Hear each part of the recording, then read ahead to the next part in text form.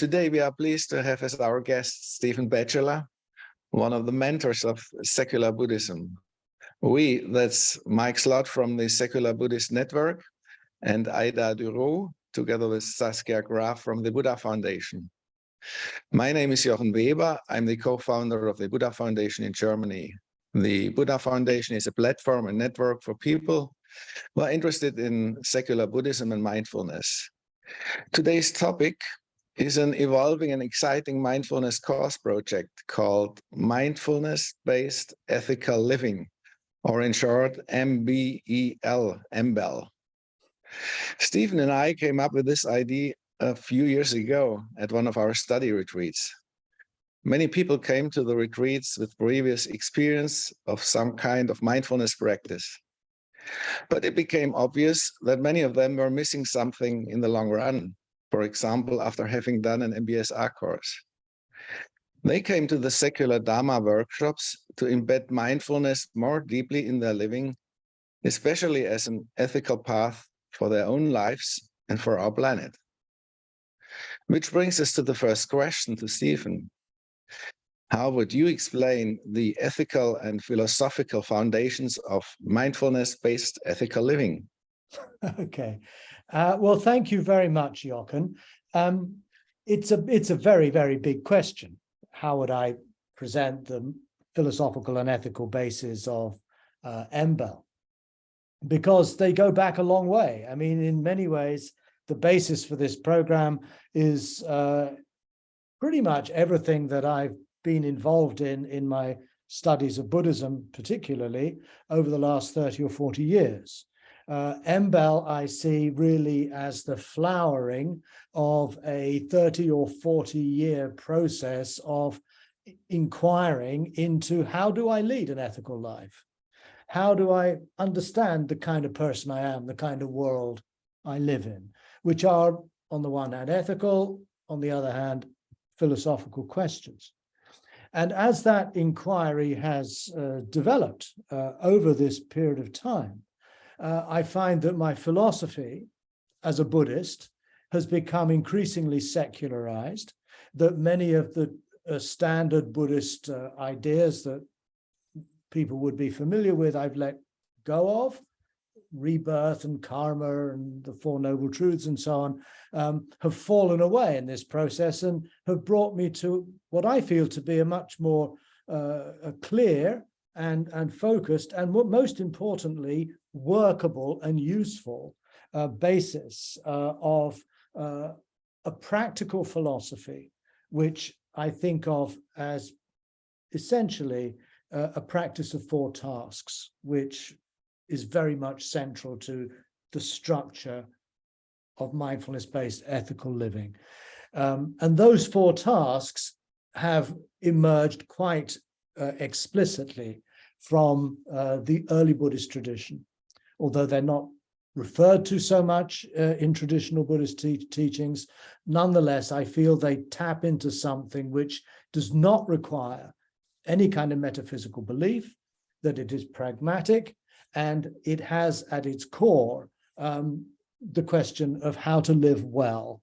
In other words, the four tasks: embracing life, letting reactivity be, seeing it stop, and cultivating a path or a way of life is essentially an ethical project. In other words, it's not a question of pursuing a practice, a meditation, or a philosophy in order to get to what is ultimately true, but it's about finding for oneself a framework through which one can lead a life in which not only one's philosophical and psychological insights are further developed and explored, but most importantly, that whatever we do in our meditation, in our thinking, for me, needs to be significant and useful in terms of how I then make choices, in terms of what I think and what I say and what I do and how I live in the world.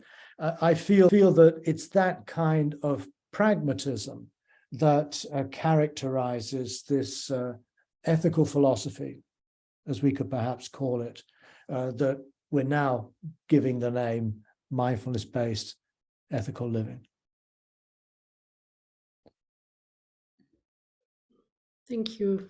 Thank you, Stephen, for this elaborate answer. What distinguishes mindfulness-based ethical living, or in short, MBEL, from other mindfulness-based approaches such as MBSR, MBCT, compassion courses?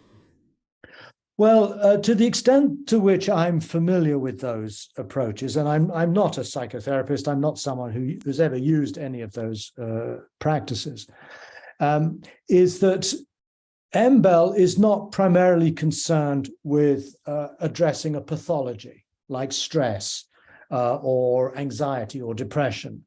And MBSR, MBCT in particular, are designed quite explicitly to be interventions in healthcare. That could then expand much further in the case of any particular practitioner. But MBEL does not start from that premise. It's not primarily concerned with healing a pathology.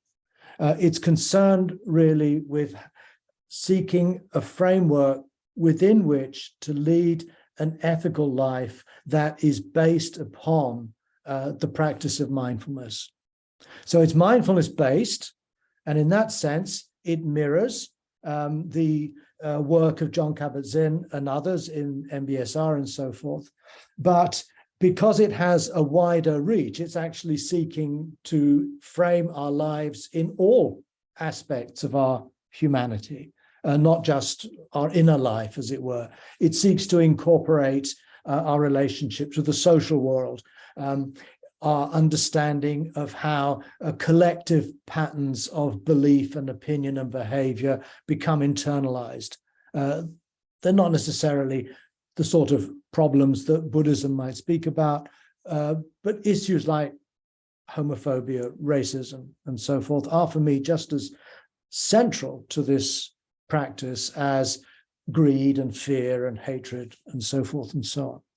In that sense, it seeks to expand and amplify some of the same principles that we find in MBSR and MBCT, but to remove it from an explicitly therapeutic context and to see it in some ways as a very secularized form of Buddhism that's got to the point where it's no longer requiring the reference to or the use of any specific Buddhist terminology.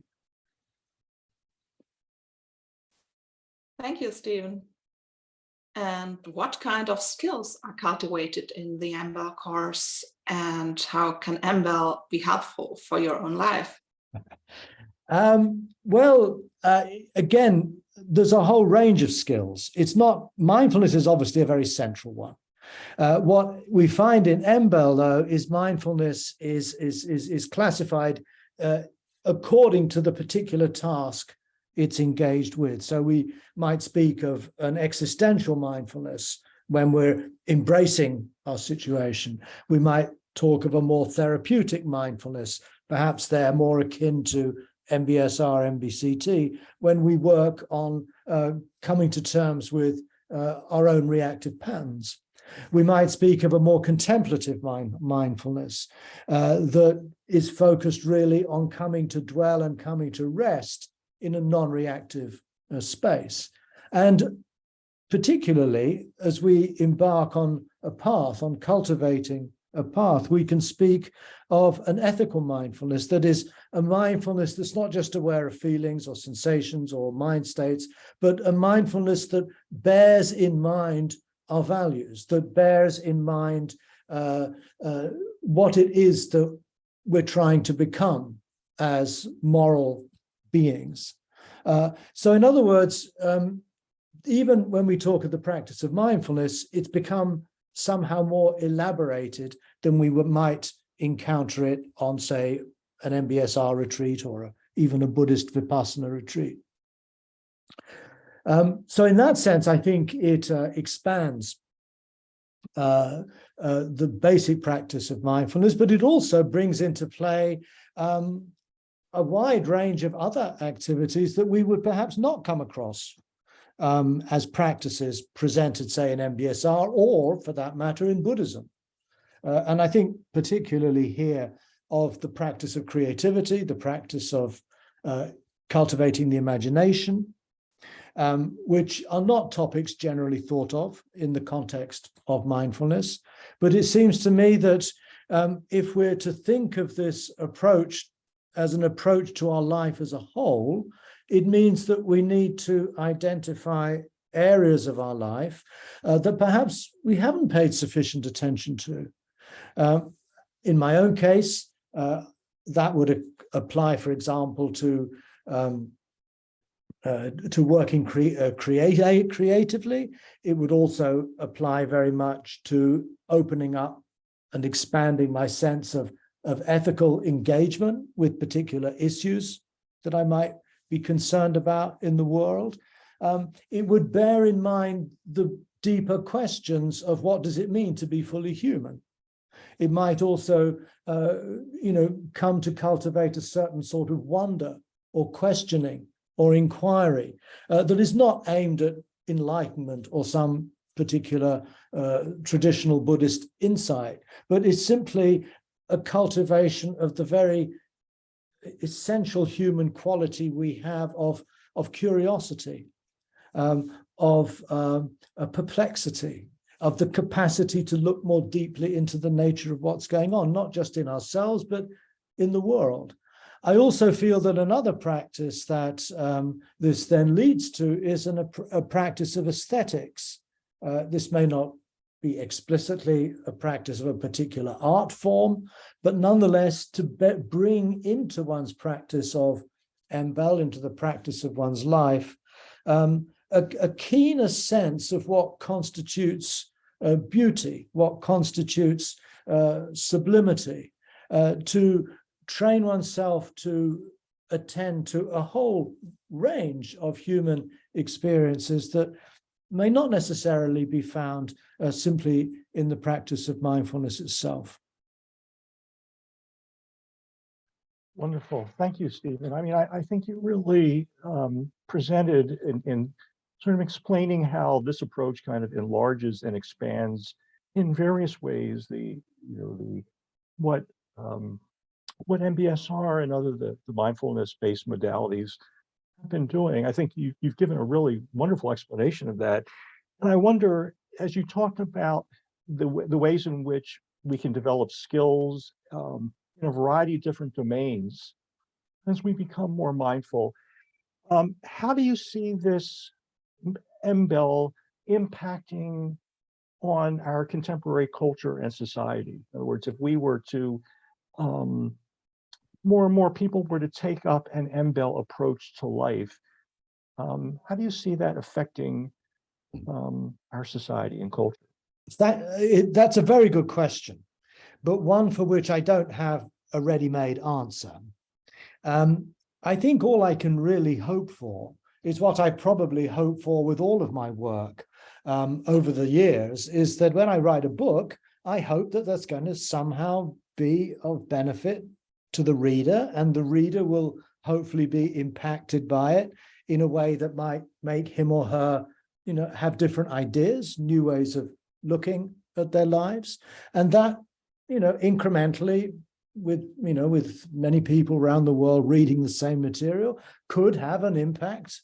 I think that in the long term, this could have an impact simply through our becoming more attuned to communities of like-minded people who are committed to similar values, who seek to bring them into their own lives. And I also feel that we must be careful not to be too over-ambitious in this kind of regard, in terms of seeing this as a project that might help transform our society in some grandiose way. But to notice the fact that the impact of the practice of MBEL, in addition to oneself, of course, will first be felt within one's immediate surroundings, in one's family, in one's workplace, with one's friends, with one's kids, and so forth and so on. And I think from that basis, we can begin to recognize through the feedback and response we get from others, the extent to which how we're living, how we're communicating, how we're acting is having an effect on their lives as well as our own. I don't see MBEL as something that stands apart from a whole raft of parallel approaches that are developing now. I think of something like, well, some of the other forms of mindfulness therapy, some, let's say, even the introduction nowadays of an interest in Stoicism. Again, it's a traditional philosophical practice, but one that's being refined and adapted to the current situation of our life. And I think it's together with such like-minded groups that perhaps we can become part of an alliance that might, over time, have an impact that begins to somehow shift the way people think about what they're doing, particularly ethically. I think it's important that we remain conscious of the fact that this is about ethical living, and ethical living is not just about whether I, buy a certain product in the supermarket, but it has to do in the end with the sort of people I would vote for in an election, the kind of society that I would envision as one that would be viable and enable the flourishing of people long after my own death. All of that has to be brought into mind. But as to actually giving a specific answer that I would see this as leading to X or to Y or to Z, I cannot do that. But I would simply hope to be able to trust that with good intentions, with resolve and commitment, that together we might open up a space in which what we consider to be the essential goods of human life can be further developed, cultivated, and articulated and shared in the wider world. I want to follow up with one issue. How do you see the relationship between human flourishing and ethical living? Some people would, when they think about flourishing, they associate that with kind of subjective experiences of happiness, well-being. So in this, in the MBEL course, we are talking about a way of life which is meaningful and ethical, but also is one in which we can develop our human potential in a variety of domains. So how do you see the connection between flourishing and an ethical life?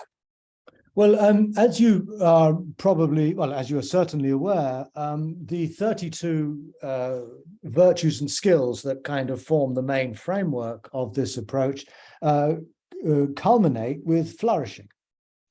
That's kind of where the whole project, in many ways, that's the term that we've chosen to represent, broadly speaking, what this project is aiming at. It was a question of flourishing. But at the same time, I've also struggled with the word flourishing. I find it to be a very compelling idea. And of all of the various other possible terms we might use, I find that flourishing is the one that speaks most directly to me. When I feel that I'm really fully alive, I feel that that's a moment in which my life is really flourishing. It's as though there's nothing standing in the way of the potential I have to realize my own possibilities.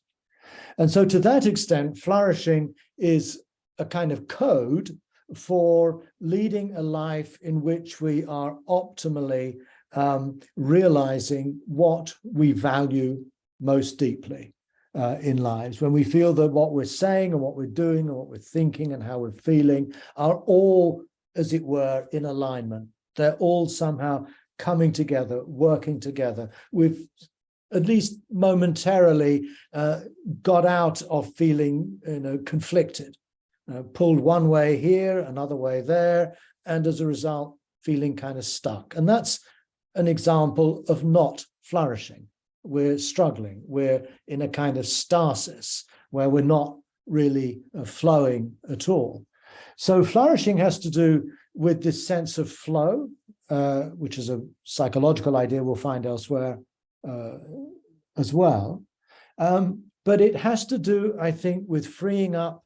It has to do very much with letting go of what it is that inhibits our flourishing. And in this model, what inhibits flourishing is what we call reactivity. In other words, attachments and fears and aversions and opinions, all of which have the same quality of trying to sort of hold things steady, to not allow change to really upset what we want. And MBEL is very much about recognizing the tendency we have to lock ourselves into fixed patterns of thought and behavior, which, although they might give the illusion of a certain security, have the negative consequence of preventing us from really feeling fully alive, from really being able to flow with life. So if we think of ethics as our capacity to live our lives in a way that we become the sort of person we most deeply aspire to be, then that, to me, is very much synonymous with the idea of leading a life that enables us to optimally flourish. I don't see really much difference between the two. Who do you think would be most likely to be interested in participating in an MBEL program? And would it be people who are moving away from traditional Buddhism? Would it be people who had been involved in an MBSR program and wanted something more? Or might it be someone who's just getting interested in kind of some ethical or spiritual philosophy and kind of looking around for something as an alternative to what currently is being offered? So what are your thoughts about that? Well, I think the third category that you described, people who are basically sort of getting interested in these things and don't quite know where to go. I mean, there's probably a huge number of people out there, but very difficult to identify them. I mean, you can't, they don't all meet together, Please, all confused people, please, let's all meet up together and then we can figure out what to do.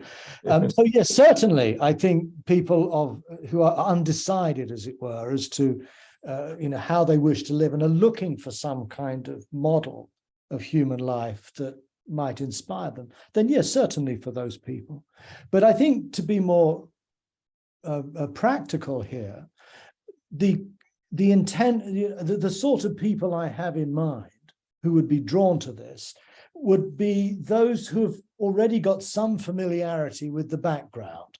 In other words, as you said, Mike, people who have been involved in Buddhism, whether they've been practicing it or whether they've just been reading a lot about it, or there's a sort of they're fascinated by it, but they're put off by some of the religiosity. They're put off perhaps by some of the things they're expected to believe, and they feel a kind of frustration. Now, these are the sort of people who would also be drawn to something like secular Buddhism, secular Dharma. But I also feel that there could be within that group people who would actually like to let go of the Buddhist baggage altogether, and who might be saying, well, why do we keep needing to refer to the authority of Gautama? Why do we keep having to refer back to these Buddhist texts? And MBEL is being developed precisely so that we hopefully retain the core values, the core practices of the Dharma, as the Buddhists call it, but without any of the trappings we might associate with either religious practice or with holding certain doctrinal positions or beliefs. And in that sense, yes, I think they could well find that in MBEL, there's a frame for them that would allow them to pursue in depth their interest in Buddhism, and yet without having to struggle with the elements of Buddhism that they find unacceptable. Mm-hmm. But perhaps the largest group might be those who have already established a practice of mindfulness through one of these mindfulness-based approaches. They may never have come across Buddhism, and in that sense could even be a big advantage in many ways. They've got much less to unlearn. And yet at the same time, and I think this is the great, this is really the great achievement of people like Jon Kabat-Zinn, is they've introduced to a huge number of people who otherwise probably would never have come across these things to the practice of mindfulness. And when that practice of mindfulness is put into, when mindfulness is put into practice, a lot of the people who do this recognize that it's not helpful just in dealing with my panic attacks, let's say, but it actually affords me another starting point, another perspective on my life as a whole. Mm-hmm. And I think it's for that sort of person who's grounded themselves in the practice of mindfulness, has got a practice, a daily practice, who kind of gets what mindfulness is all about. But as I hear repeatedly on retreats and in discussions I have, they feel that they're left somehow stranded, that they've got this wonderful practice, but they don't really seem to have a context or a framework for it. They might even find that even the most secularized version of Buddhism still carries with it the aura of religion or belief that they're still not comfortable with for whatever reasons those might be. So MBEL, I think, is primarily aimed at that community, at the community of those who have an established practice of mindfulness, who don't have much interest, if any, in Buddhism, and yet who are looking for a philosophy and an ethics that will help them not only to, in a sense, further develop their practice of mindfulness, but to integrate the practice of mindfulness much more thoroughly in the rest of their lives. So that's what I would see primarily as the audience that I would feel would be perhaps most open to this kind of approach. Great, thank you. Stephen, you mentioned in the beginning that, MBEL is in some ways the fruit of 40 years of your practice, of your study. And if you look at those 40 years, it's been quite a development in terms of your own perspectives. I remember reading Buddhism Without Beliefs, and, it was kind of, you introduced and made extremely popular the notion of beginning to question some of the basic beliefs in Buddhism, and to have a more agnostic perspective, a more experiential, pragmatic perspective. And over the years, you've kind of continued to develop. And, and on the way, you've encountered other perspectives outside of Buddhism that have become significant for you. And I'm just wondering, in terms of, as you look back over those 40 years and your development during that time, what stands out for you as a kind of motivation to continue to develop and to refine your thinking, and even to, question some, very, sort of important and, mainstream positions on these things? I wonder if you could speak about that a little bit. Okay. Well, first of all, it's not 40 years, it's 50 years. I have to. Okay. I started this journey back in 1972, which was 51 years ago now. Yeah. So it's a long time. It's my whole, from the age of 18 until now. That's all I've been doing. Yeah. And I often ask myself the question you've just posed to me. What is it that drives this quest? What is it that I'm It's what am I still looking for? And that's a question I actually find very difficult to answer, to be entirely honest.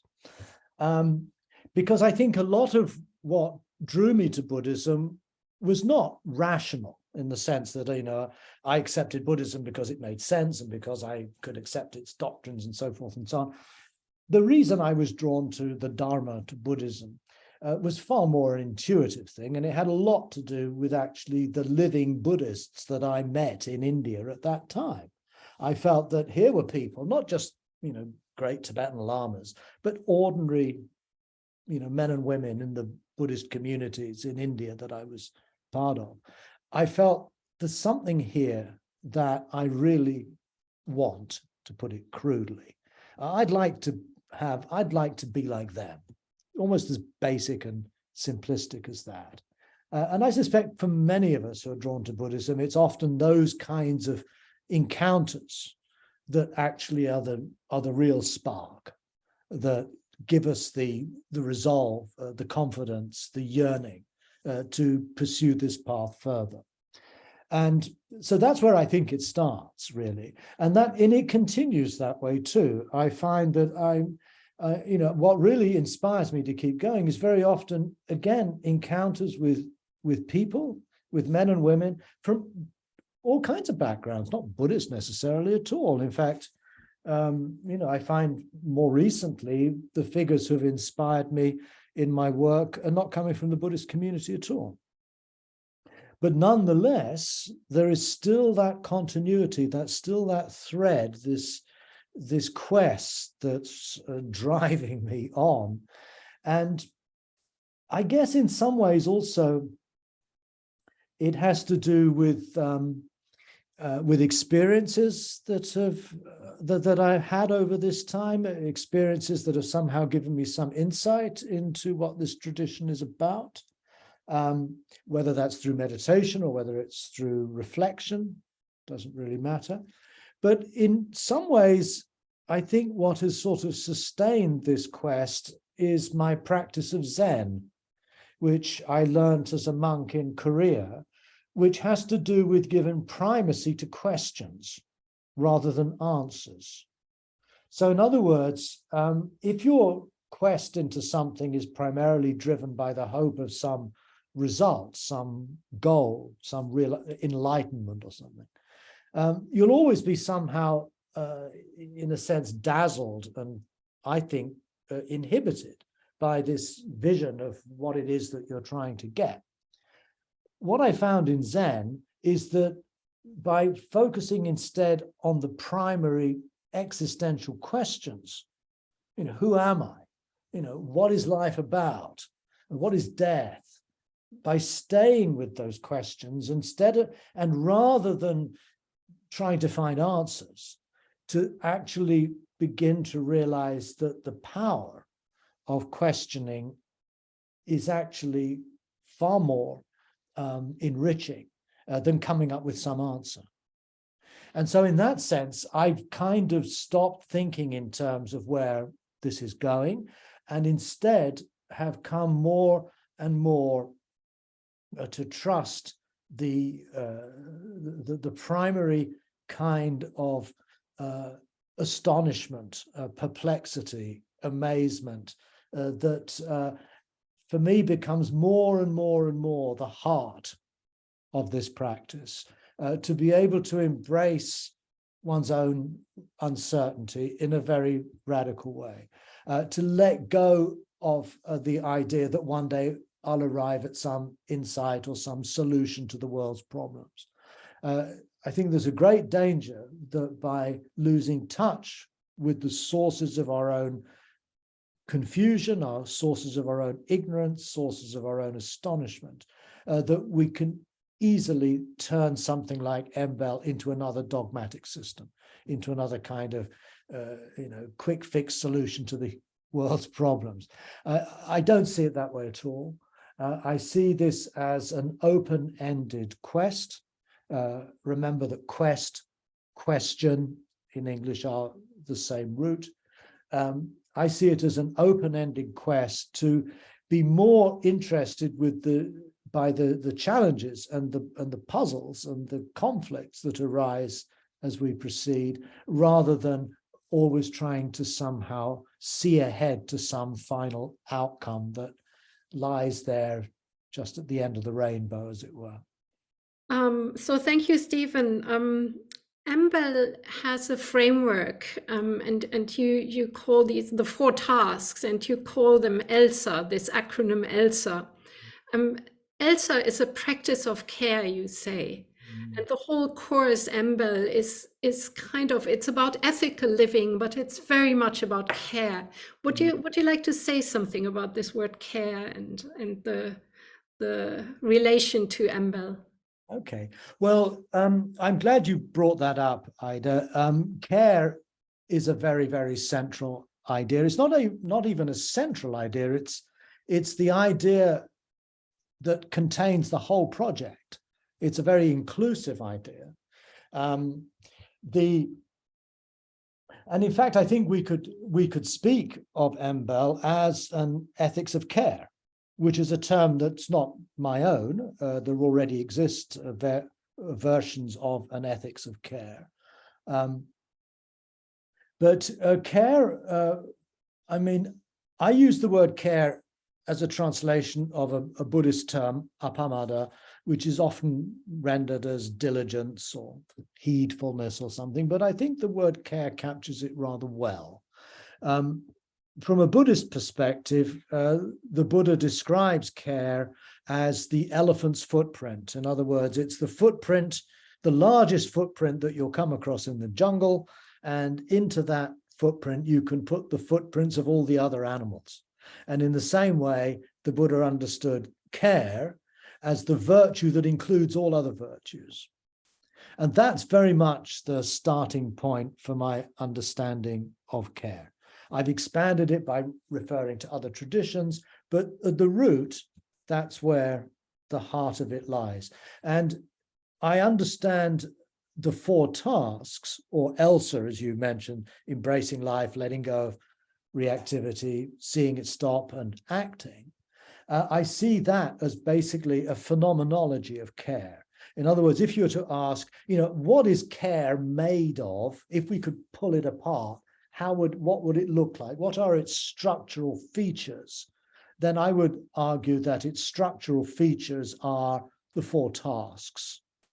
To care in the fullest sense for another person, or let's say to care for the planet, means that in the first instance, we need to be able to embrace what we care for, to be able to fully accept, maybe understand what we care for. The next step in care is to take out of the experience one's own self-centered, egotistic, reactive patterns. So in other words, to let those reactive patterns just be, not to suppress them or get rid of them, but to not let them run the show. So to care means to be less reactive, maybe non-reactive, and to cultivate that non-reactivity, to learn to find within the core of one's own heart a non-reactive space, a nirvanic space. That is also a dimension of care. It's the depth dimension of care. In the first instance, it's the way that we most deeply care for ourselves. In other words, to allow ourselves to be at peace, to be at ease, to stop all of the chatter and the habit, to create and to refine a space in which we are still, in which we are well, and in which we touch a depth in our lives that can also become a source of our care for others. So the 4th task, that of cultivating a path, is essentially a way in which we extend the principle of care into caring for ourselves, for others, for the world, in terms of how we think, in terms of how we imagine, in terms of how we speak, in terms of how we work. These all are then seen as as frameworks within which to become a more caring kind of person. And ultimately, I think it's about working towards creating a more caring society, and to think of care not just as a spiritual quality, but to think of it as a form of work. And we often don't really value the work of carers, doctors, nurses, people who do all kinds of things that, taking out the garbage and stuff. These are all people who are allowing our society to be the way it is, with all its conveniences and its good things and bad things too, I suppose. But there's a level of care in which we perform simply in being good citizens, good members of our community. So care is an incredibly rich idea, and I'm very concerned that it remain very much in the forefront of how we understand this practice of MBEL. It is the practice of care in that deepest sense. Course format, we don't give any answers, but we try to teach questioning and exploring, and giving all the participants the chance to learn from themselves. So this process of creating is still ongoing, and we hope within the upcoming months we can give it away and offer it to the world. So thank you very much. Well, thank you so much, Jochen, and likewise Ayda and Saskia and Mike, and of course all of the others who have been involved in these different working groups. I'm very touched that so many people are sacrificing and giving time and energy to this project, and let's hope that it really comes to fruition in a way that can benefit even more people in this world. Thank you. Thank you, Stephen.